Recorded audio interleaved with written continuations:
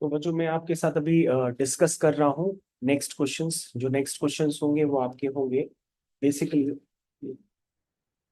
Straight line के, क्योंकि straight line का हम लोग 10.2 का डिस्कशन कर रहे थे। तो 10.2 में आपके पास आ गया था क्वेश्चन नंबर 11, और इसके पहले के क्वेश्चंस मैंने आपके साथ पूरे 10 तक डिस्कस कर दिए थे। तो अब हम लोग एक्सरसाइज 10.2 का कंटिन्यूएशन करते हैं विद क्वेश्चन नंबर 11 के साथ। क्वेश्चन नंबर 11 को पहले आप लोग ध्यान से पढ़िए क्या लिखा हुआ है। इसमें लिखा हुआ है a line perpendicular to the line segment joining the point 1 comma 0 and 2 comma 3 divides it in the ratio 1:n. Find the equation of a line. तो पहले बच्चों लिखा काफी कुछ है, पहले हम डायग्राम बना लेते हैं। तो सबसे पहले हमारे पास 1,0 और 2,3 को ज्वाइन करने वाली एक लाइन होगी। ये हो गया 1,0 और ये हो गया 2,3। अब पढ़ते हैं क्या लिखा है। A line perpendicular to the line segment joining the points, यानी तुम्हारी जो लाइन है वो उसके परपेंडिकुलर है, यानी ये तुम्हारी लाइन है।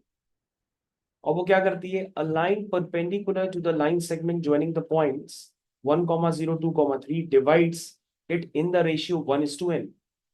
ये इस लाइन को किस रेशियो में डिवाइड करती है, 1:n में। तो आपको बच्चों इस लाइन की इक्वेशन निकालनी है। ये आपकी रिक्वायर्ड लाइन हो गई जो गिवन लाइन के परपेंडिकुलर है, एज वेल एज उस लाइन को 1:n रेशियो में डिवाइड भी करती है।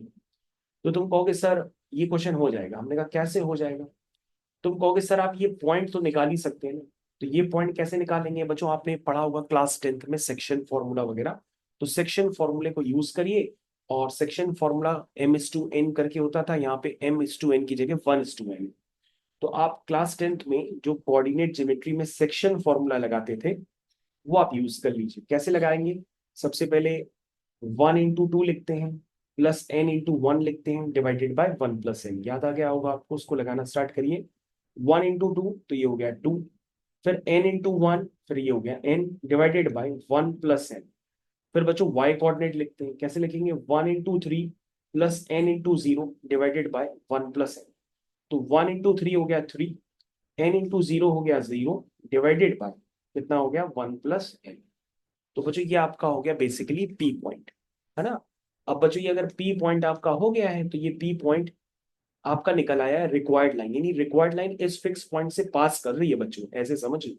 रिक्वायर्ड लाइन जो है वो कौन से पॉइंट, 2 + n/1 + n, 3/1 + n, इस रिक्वायर्ड लाइन तुम्हारी इस फिक्स पॉइंट से पास कर रही है।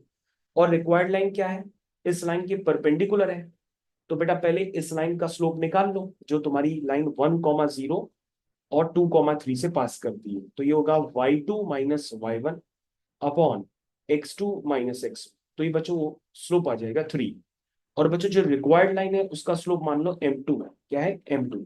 तो आप क्या कहोगे कि भाई m1 m2 क्या होता है, -1 होता है, क्योंकि इसके पहले क्वेश्चन में भी आपको मैंने बताया था। तो ये हो गया 3 × m2 = -1। दैट मीन्स बच्चों m2 कितना आ गया, वो आ गया -1/3। कितना आ गया, -1/3। अब तो बच्चों क्वेश्चन फाइनली हो गया, क्योंकि आपके पास सीधा सीधा ये फिक्स पॉइंट पता है जिसको मैं आपको हाईलाइट कर रहा हूँ, और सीधा सीधा आपके पास क्या पता है, स्लोप पता है। तो आप क्या कर सकते हैं, लाइन की इक्वेशन निकाल सकते हैं। लाइन की इक्वेशन क्या होती है, y - y1। y1 क्या है बच्चों, 3/1 + m = m times x - x1। बच्चों ये x हो गया, माइनस x1 बच्चों क्या है, वो है 2 + n/1 + n।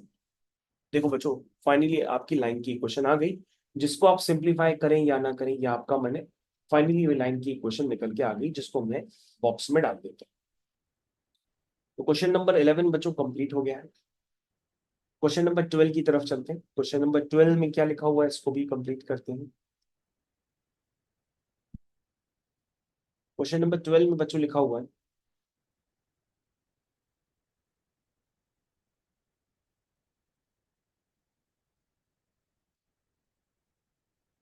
find the equation of a line that cuts off equal intercept on the coordinate axis and passes through the point 2, 3। तो बच्चों क्वेश्चन को ध्यान से पढ़िए, देखिए क्या लिखा है, find the equation of a line that cuts off equal intercept on the coordinate axis and passes through the point 2, 3। तो बच्चों जैसा कि आप जानते हैं कि कोऑर्डिनेट ज्योमेट्री में डायग्राम बार बार बना लिया करिए। तो ये जो लाइन है वो कोऑर्डिनेट एक्सिस पे इक्वल इंटरसेप्ट कट करता है। इसका मतलब बच्चों अगर ये लेंथ आपकी ए यूनिट है तो ये भी लेंथ कितनी होगी, ए यूनिट होगी। ठीक है ना। तो बच्चों ये पॉइंट क्या बन जाएगा, ए कॉमा जीरो। ये पॉइंट क्या बन जाएगा, जीरो कॉमा ए। तो वैसे भी बच्चों मैंने आपको बताया था कि अगर आपको एक्स एक्सिस और वाई एक्सिस पे क्या दिखाई दे, इंटरसेप्ट दिखाई दे, तो आप लाइन की इक्वेशन तो लिख ही सकते हैं। कैसे बताया था, एक्स के नीचे एक्स एक्सिस इंटरसेप्ट, वाई के नीचे y axis intercept is equal to one. यही पढ़ाया था intercept form of a line. तो बच्चों आपके पास रिक्वायर्ड लाइन तो आ गई, लेकिन ये रिक्वायर्ड लाइन क्या है, किसी पॉइंट से पास कर रही है। किससे पास करती है बच्चों, 2,3 से। तो हम उसको 2,3 से पास करा देते हैं। चलो पास करो। एक्स की जगह 2 आ गया, वाई की जगह 3 आ गया, इज इक्वल टू 1। तो बच्चे कितना आ गया, कहोगे सर ये आ गया 5/a is equal to 1। That means A कितना आ गया बच्चों, 5 आ गया। और बच्चों अगर ए आपका 5 निकल के आ गया तो आपके पास लाइन की इक्वेशन आ गई, क्योंकि लाइन की इक्वेशन में आपके पास अननोन क्या था, ए था। तो बच्चों आपका आंसर आ जाएगा डायरेक्टली एक्स अपॉन ए प्लस वाई अपॉन बी। बी भी बच्चों 1 है, इज इक्वल टू। ये बच्चों फाइनली क्वेश्चन हो गया। और इस क्वेश्चन को करने के लिए मैंने कौन सा कंसेप्ट यूज किया, जो मैंने आपको बताया था, intercept form of a line which is x upon A plus Y upon b is equal to 1। तो क्वेश्चन नंबर 12 बच्चों आपका कंप्लीट हो गया। क्वेश्चन नंबर 13 की तरफ चलते हैं।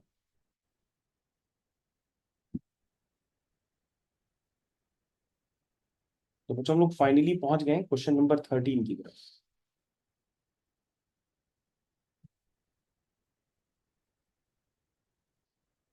क्या लिखा है इस क्वेश्चन नंबर 13 में, इसमें लिखा है find equation of a line passing through the point 2,2 and cutting of intercept on the axis whose sum is 9। तो सबसे पहले फिर से बच्चों इंटरसेप्ट फॉर्म का जिक्र किया जा रहा है, तो आप intercept form of a line बना लीजिए फिर से। कह रहा है कि भैया अगर ये लेंथ ए यूनिट होगी तो ये पॉइंट हो जाएगा ए कॉमा जीरो, और ये लेंथ अगर बी यूनिट होगी तो ये पॉइंट हो जाएगा जीरो कॉमा बी। इस बार बच्चों इक्वल इंटरसेप्ट नहीं है। अगर इक्वल होते तो हम ए और बी को दोनों को इक्वल ले लेते। और यहाँ पे लिखा है कि भैया ये जो इंटरसेप्ट है ए और बी, जो इंटरसेप्ट है आपके ए और बी, इनका जो सम है बच्चों वो कितना है, 9। लिखा है क्वेश्चन में कि इंटरसेप्ट का सम कितना है, 9। और ये लाइन बच्चों पास किससे हो रही है, 2,2 से पास भी हो रही है। तो सबसे पहले बच्चों अगर हमको एक्स एक्सिस इंटरसेप्ट और वाई एक्सिस इंटरसेप्ट पता होते हैं तो लाइन की इक्वेशन होती है x upon A plus Y upon b is equal to 1। ठीक। अब ये किससे पास कर रही है बच्चों, 2,2 से, तो हम इसको पास करा देते हैं। एक्स की जगह 2 पुट कर देते हैं, वाई की जगह भी 2 पुट कर देते हैं, इक्वल टू 1। अब बच्चों हम जानते हैं कि फर्स्ट इक्वेशन से बी की वैल्यू आप क्या लिख सकते हैं, 9 माइनस ए। तो आप क्या कर लीजिए बच्चों, यहां पर बी की वैल्यू पुट कर लीजिए विच इज 9 माइनस ए, और इसको सिंप्लीफाई कर लीजिए तो आपके पास यहां पर ए की वैल्यू निकल के आ जाएगी। स्टार्ट करिए इसको सिंप्लीफाई करना। सबसे पहले आप क्या लेंगे, इसका एलसीएम लेंगे। एलसीएम ले लिया। तो बच्चों एलसीएम लेने के बाद 2 ऊपर से आप कॉमन लेके बाहर निकाल लीजिए, या आप अपना आप एक स्टेप बढ़ाना चाहें, कैलकुलेशन कम करना चाहें तो कम भी कर सकते हैं। 2 कॉमन लेके पहले ही बाहर निकाल दीजिए। ये 1/a 1/9 - a is equal to 1 हो जाएगा। अब देखो बच्चों इंटर, अब यहाँ पर आप एलसीएम वगैरह लें तो क्या आएगा एलसीएम में बच्चों, a इंटू 9 - a।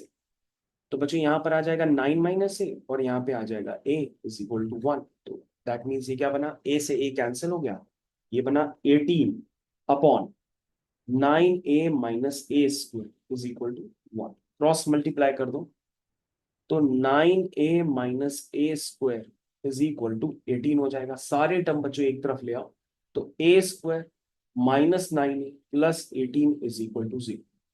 यहां तक तो बच्चों आप पहुंच गए। अब बच्चों जल्दी से आप यहां से a की वैल्यू निकालने के लिए इस क्वाड्रेटिक इक्वेशन को फैक्टराइज कर दीजिए। तो बच्चों 6 3 जा 18 होता है, और -6 -3 -9 भी होता है, और उनका प्रोडक्ट -6 -3 का +18 भी होता है। तो ये फाइनली आपने लिख दिया। तो ये बच्चों हो गया a times a - 6 -3 times a - 6 is equal to 0। तो बच्चों यहां पर क्या आ गई, a की वैल्यू या तो 6 आ रही है, या तो a की वैल्यू 3 आ रही है।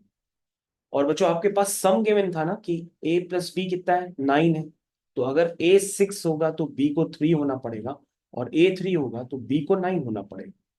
तो बच्चों आपके पास रिक्वायर्ड इक्वेशन ऑफ लाइन, एक बार इस ए बी को यूज करके निकाल लो, एक बार इस ए बी को यूज करके निकाल लो। इस ए बी को यूज करके निकालोगे तो लाइन की इक्वेशन बनेगी x upon A plus Y upon b is equal to 1। और बच्चों इस ए बी को यूज करके निकालोगे तो लाइन की इक्वेशन बनेगी x upon A plus Y upon b is equal to 1।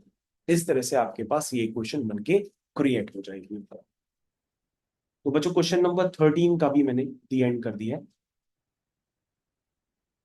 13 के बाद बच्चों हमारे पास आ गया question number 14।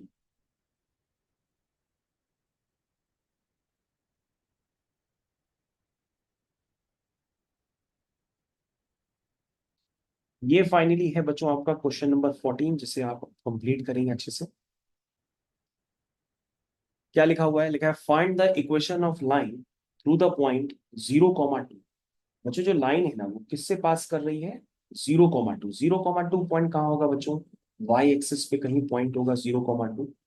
And making an angle 2π/3। 2π/3 मतलब 120 हुआ। इसको आप चेक कर लीजिएगा, क्योंकि बच्चों π/3 60 होता है, 60 इंटू 2 120 हो जाएगा। Making an angle 2π/3 with the positive X axis. तो बच्चों मैं लाइन बना लेता हूँ, और लाइन एक्स एक्सिस से कितना एंगल बना रही है? 2π/3 मतलब 120 degree. Also find the equation of a line. तो पहले बच्चों इस लाइन की इक्वेशन निकालो, फिर एक दूसरा पार्ट बन गया। कह रहा फाइंड ऑल्सो, आपको एक और लाइन की इक्वेशन फाइंड करनी है जो पैरेलल है इस सेम लाइन की, है ना। और क्या करती है? वाई एक्सिस को क्रॉस करती है किस पॉइंट पे? Distance of 2 unit below the origin. इसका मतलब बच्चों आप क्या करिए, आपको एक और लाइन की इक्वेशन निकालनी है जो लाइन इस गिवन लाइन के पैरेलल है, एज वेल एज वो लाइन कहां से पास कर रही है? वो ओरिजिन से 2 यूनिट नीचे। ओरिजिन से लिखा हुआ है, ओरिजिन से 2 यूनिट नीचे, ये ओरिजिन होता है, उससे 2 यूनिट नीचे वो लाइन क्रॉस कर रही है वाई एक्सिस से। तो ये बच्चों वो लाइन ये हो। तो पहले तो आप इस लाइन की इक्वेशन निकालो, ये लाइन, और उसके बाद इस लाइन की इक्वेशन निकालो। तो ऊपर वाली लाइन की इक्वेशन तो निकालना काफी आसान है, क्योंकि उसका एक्स एक्सिस से एंगल पता है। और मैंने आपको बताया कोई भी लाइन अगर एक्स एक्सिस से एंगल बनाती है तो हम डायरेक्टली उस एंगल का टैन ले लेते हैं, तो हमारे पास लाइन का स्लोप आ जाता है। तो आपको टैन 2π/3 बताना है। 2π/3 को आप पाई माइनस π/3 भी लिख सकते हैं। और आपको बताया जाता है कि टैन 180 माइनस थीटा होता है बच्चों, माइनस का टैन थीटा होता है। क्या होता है? माइनस का tan theta. This is minus tan π/3, यानी कि टैन 60 कितना हुआ? तो बच्चों इस लाइन का स्लोप आ गया। इस लाइन का जो स्लोप है वो -√3 है। फिक्स पॉइंट भी आपको पता है, तो लाइन की इक्वेशन आ जाएगी y-y1 is equal to m times x-x1। तो बच्चों आपका फर्स्ट रिक्वायर्ड आंसर निकल करके आ गया। अब बच्चों आप ध्यान से देखिए, पहली लाइन और दूसरी लाइन आपस में पैरेलल है, तो मैंने बताया था पैरेलल लाइंस के स्लोप सेम होते हैं। तो इसका भी स्लोप बच्चों -√3 होगा। और ये लाइन बच्चों किससे पास कर रही है? 0,2 से। तो उस लाइन की इक्वेशन हो जाएगी y माइनस, बच्चों ये पॉइंट नीचे की तरफ है तो आप याद रखिए यहाँ 0,-2 लिखिएगा। तो एक की इसकी इक्वेशन हो जाएगी y-y1, तो is equal to m times x-। तो बच्चों ये दोनों आंसर्स आपको मैंने क्लियर कट निकाल के दे दिए। दोनों आंसर्स बच्चों आपके निकल के आ गए फाइनली। ठीक है, 14th क्वेश्चन भी आपका कंप्लीट हो गया। तो 14th क्वेश्चन बच्चों मैंने आपका कंप्लीट कर दिया है। नेक्स्ट क्वेश्चन की तरफ चलते हैं।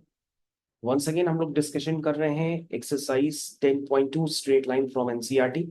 और जैसा कि मैंने आपको बताया था भाई कि मैंने आपके साथ पहले 10 क्वेश्चन पहले वीडियो में डिस्कस किए, अभी 10 क्वेश्चन दोबारा डिस्कस कर रहा हूं। अब मैं आ चुका हूं क्वेश्चन नंबर 14 को कंप्लीट करने के बाद क्वेश्चन नंबर 15 में आ चुका हूं। तो सबसे पहले क्वेश्चन नंबर 15 को मैं क्रॉप कर लेता हूं। ये है आपका question number 15।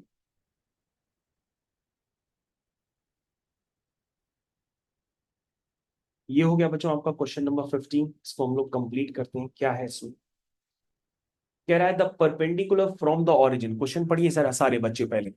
The perpendicular from the origin to a line meets it at a point -2,9 find the equation of a line.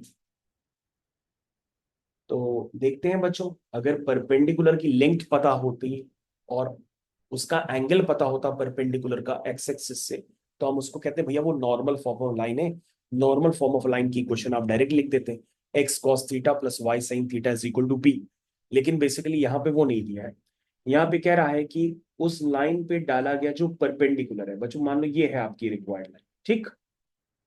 उस लाइन पे डाला गया जो परपेंडिकुलर है, कहां से परपेंडिकुलर डाल लें, ऑरिजिन से। तो उस लाइन पे डाला गया जो परपेंडिकुलर है वो कहाँ मीट करता है उसको बच्चों, -2,9 पे, है ना। बच्चों डायग्राम पे ना जाइएगा, डायग्राम तो सिर्फ मैं टेंटेटिव बनाता हूँ।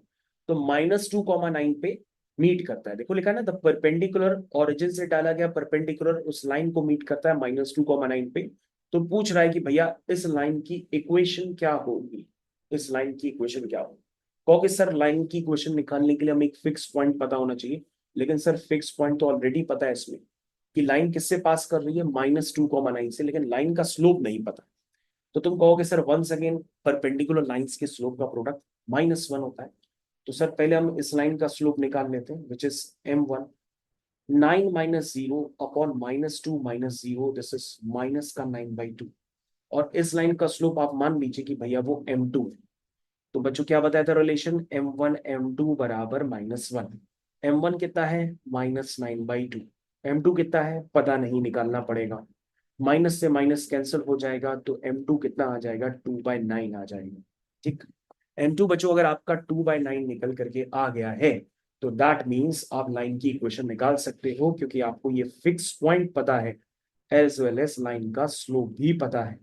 तो बच्चों लाइन की इक्वेशन क्या होगी, which is y minus y1 is equal to m times x minus x1।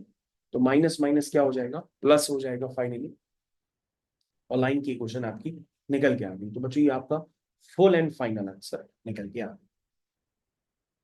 Question number 15 complete हो गया। इसके बाद बच्चों क्वेश्चन नंबर 16, 17, 18, 19, 20, ये और भी क्वेश्चंस दिए हैं। तो इन क्वेश्चंस में जो बच्चों इंपॉर्टेंट है, पहले हम लोग उन क्वेश्चंस का डिस्कशन कर लेते हैं। तो इसमें बच्चों पहले 18 क्वेश्चन का डिस्कशन कर लेते हैं, क्योंकि 18 क्वेश्चन स्कूल में बार बार पूछा भी जाता है। तो पहले 18 का कर लेते हैं।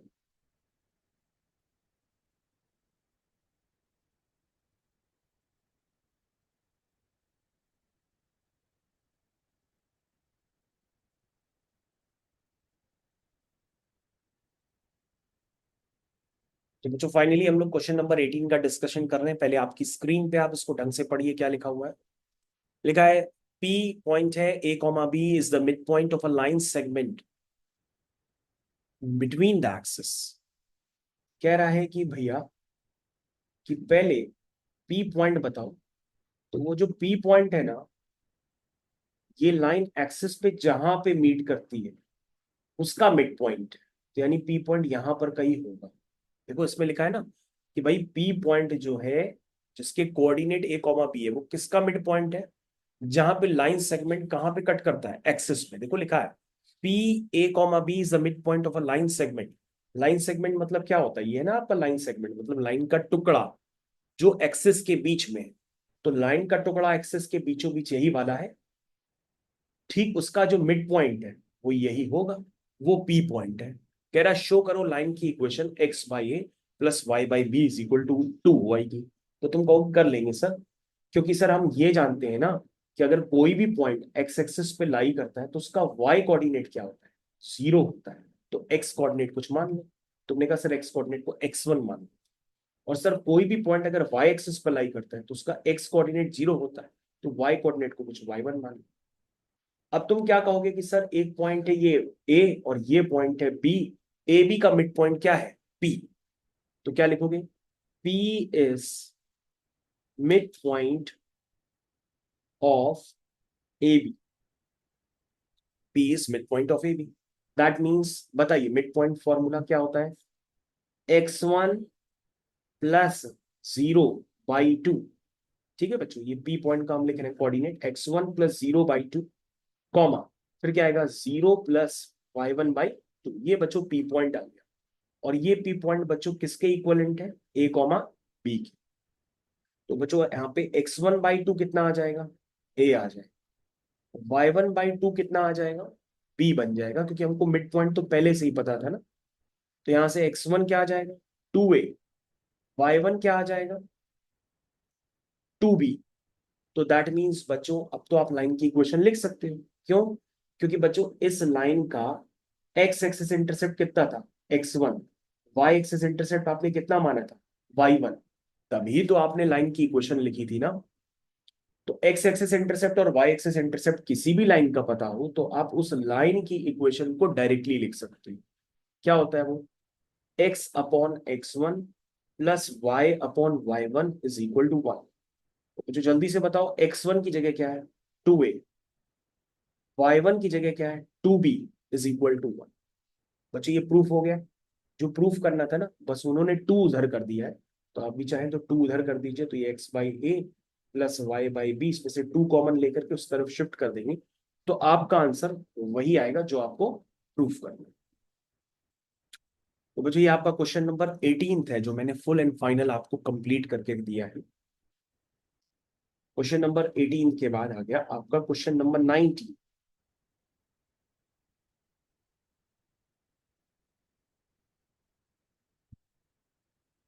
तो क्वेश्चन नंबर 19 पहले आप लोग खुद से पढ़िए, फिर मैं इसको ट्राई करता हूँ।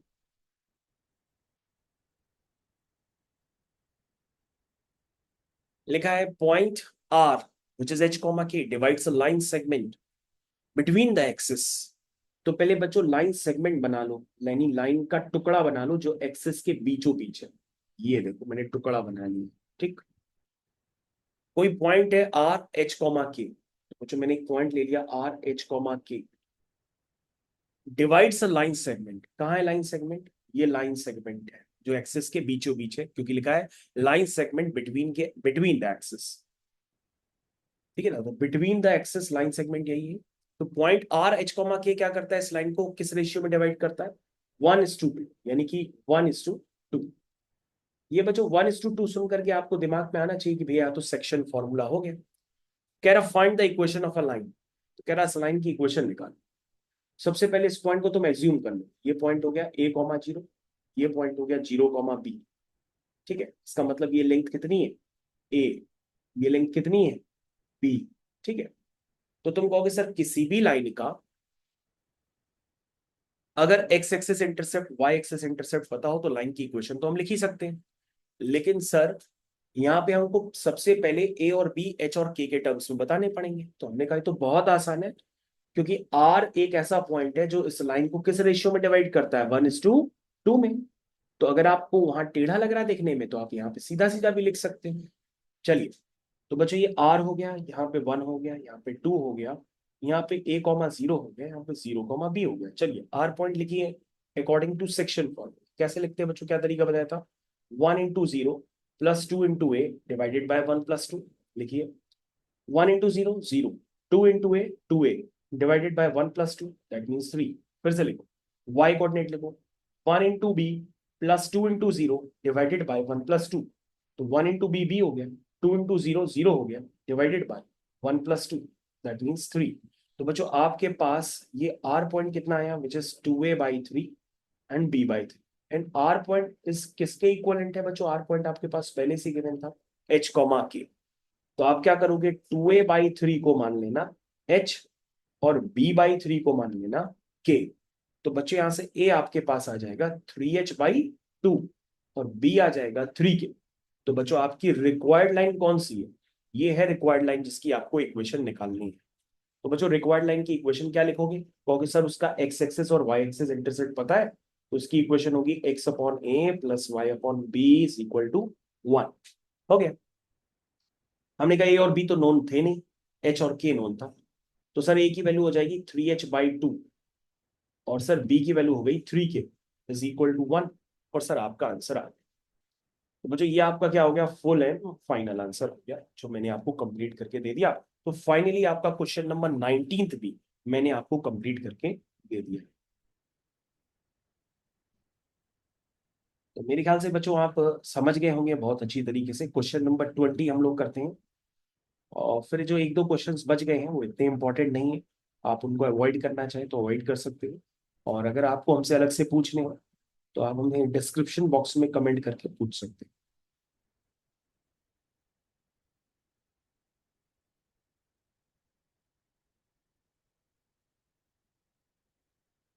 ठीक है बच्चों, नेक्स्ट क्वेश्चन क्या लिखा है? लिखा है by using the concept of equation of line prove that the 3 points are collinear. तो बच्चों ये तो कोलिनियर वाले क्वेश्चंस जो है ना वही क्लास 10th वाले हैं, लेकिन आपको क्लास 10th में के हिसाब से नहीं करना है, 11th के हिसाब से करना है।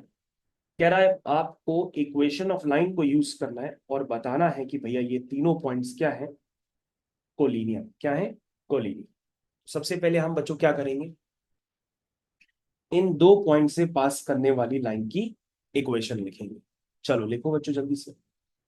y-y1, तो बच्चों एक को x1 y1 एक को x2 y2 मान लेना। y-y1 is equal to y2 - y1 upon x2 - x1 into bracket x - x। ये बच्चों लाइन की इक्वेशन है, इसको सही से लिख लीजिए। y is equal to -2 upon -5 x - 3, minus से माइनस कैंसिल हो गया तो ये हो गया 5y is equal to 2x - 6।